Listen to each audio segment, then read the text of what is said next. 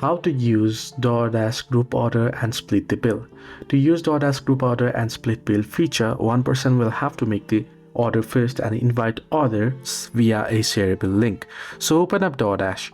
Once you open up DoorDash, you'll get the option to add items here, right? So you'll be able to see option. So you'll have to on a restaurant page. So for example, you want fast food, right? And you head into certain restaurant page. Here you should get the option to start group order. If you tap on three dots at the top right, you can see start a group order option here. So tap on three dots on the restaurant page at the top right, tap on start a group order. Once you tap on start a group order, you can see start group order option, tap on it.